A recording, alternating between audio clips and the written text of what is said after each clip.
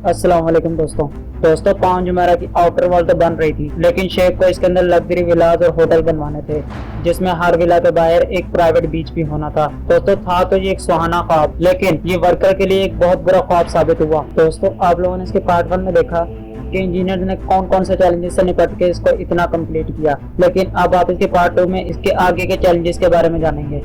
लेकिन मेरी आप सबसे गुजारिश है कि ये वीडियो स्टार्ट होने से पहले आप मेरे चैनल को सब्सक्राइब कर दें, और अगर आपको मेरी वीडियो पसंद आए तो इसको लाइक एंड शेयर लाजमी कीजिएगा। चलो दोस्तों स्टार्ट करते हैं।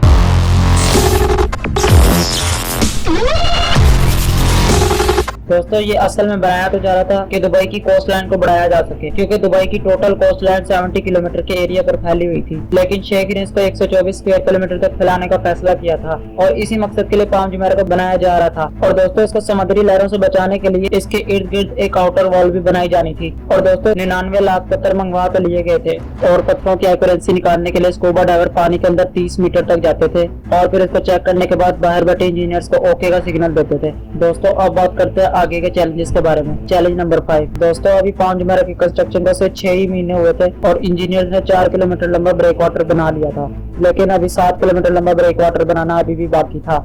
दोस्तों दुबई के शेख ने पांच जुमेरा को बनाने के लिए जो डेडलाइन दी थी वो थी सिर्फ 2.5 साल, जिसमें से इंजीनियर 6 महीने लगा चुके थे और बाकी 21 महीने रह गए थे, जिसमें इंजीनियर ने 7 किलोमीटर लंबा ब्रेक वाटर भी बनाना था और पाम ट्री शेप का आइलैंड भी बनाना था। दोस्तों इंजीनियर्स के लिए अब ये चैलेंज खड़ा हो चुका था कि अगर पहले ब्रेक वाटर बनाते हैं और बाद में आइलैंड बनाते हैं तो वो शेख की डेडलाइन पे पूरा नहीं उतर पाएंगे, और अगर वो पहले आइलैंड बनाते हैं तो उसको समंदर की लहरें खा जाएंगी। दोस्तों अब इंजीनियर्स ने एक ऐसा हल निकालना था जिसमें ये दोनों काम सही तरीके से हो सके और इनको कोई नुकसान भी ना पहुंचे, और इसीलिए इंजीनियर्स ने इसका ये हल निकाला कि हम दोनों काम एक साथ ही करेंगे। जैसे जैसे ब्रेक वाटर बनता जाएगा उसका वजह में आइलैंड भी बनाते जाएंगे।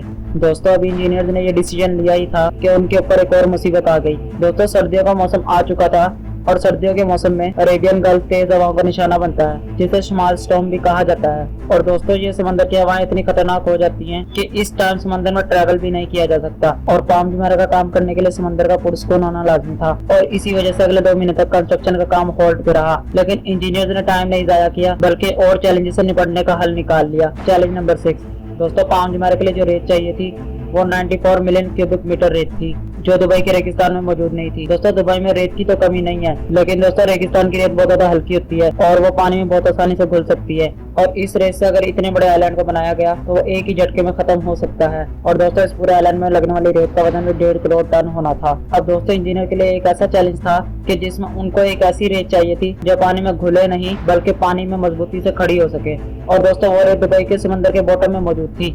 और दोस्तों इतनी सारी रेत लाने के लिए कंस्ट्रक्शन साइट से 10 किलोमीटर दूर समंदर के बॉटम से इतनी सारी रेत लाई जाती थी, जिसमें शिप्स में लगे ड्रेजर का इस्तेमाल किया जाता था। दोस्तों ड्रेजर का काम समंदर से मिट्टी को सक करना था और फिर उसको एक कंटेनर में फिल करना था। और दोस्तों एक ड्रेजर 1 घंटे में तकरीबन 8000 टन वजनी रेत इकट्ठी कर लेता था, और इसको कंस्ट्रक्शन साइट पर लेके जाकर स्प्रे कर देता था।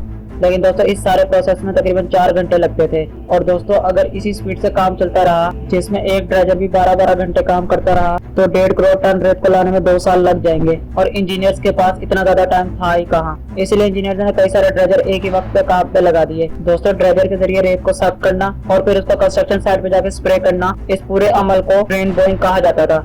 Challenge number 7।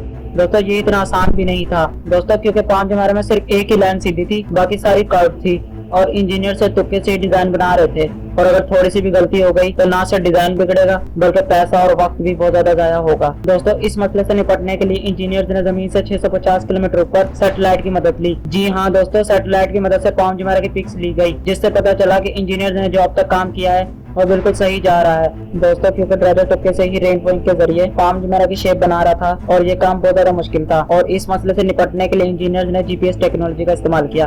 दोस्तों एक वर्कर के हाथ में जीपीएस यूनिट होता और वो कंस्ट्रक्शन साइट के बॉर्डर पे चलता रहता, जिससे रियल टाइम डाटा ट्रांसफर होकर सैटेलाइट में जाता और सैटेलाइट से ड्रेजर के पास जाता, और ड्रेजर फिर उसी पिन पॉइंट पे रेत को स्प्रे करता। Challenge number 8। दोस्तों पाम जुमेरा की कंस्ट्रक्शन को पूरा 1 साल हो चुका था, और पाम जुमेरा की सोलम से तकरीबन 9 शाखें बन चुकी थी, और दोस्तों ब्रेक वाटर अपना काम भी अच्छी तरीके से कर रहा था।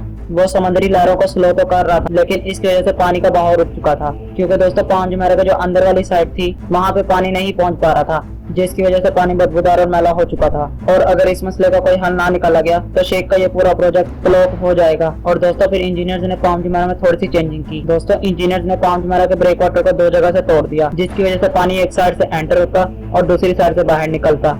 और ये आइडिया काम कर गया और अगले 2 हफ्तों तक पाम जुमेरा के अंदर का सारा गंदा और बदबूदार पानी आहिस्ता आहिस्ता करके बाहर निकल गया। Challenge number 9। दोस्तों अब पाम जुमेरा का ब्रेक वाटर भी कंप्लीट हो चुका था और पाम जुमेरा की टोटल 16 शाखें भी तैयार हो चुकी थी और अब इंजीनियर्स के आराम करने का वक्त आ चुका था। और अब दोस्तों इसके ऊपर बड़ी बड़ी बिल्डिंग्स और विलास बनाने की बारी थी। लेकिन दोस्तों मुश्किलात अभी भी साथ नहीं छोड़ रही थी। दोस्तों आइलैंड की रेत आहिस्ता आहिस्ता लूज होती जा रही थी, जिसकी वजह से आइलैंड के कई हिस्से समंदर के पानी में वापस डूब रहे थे।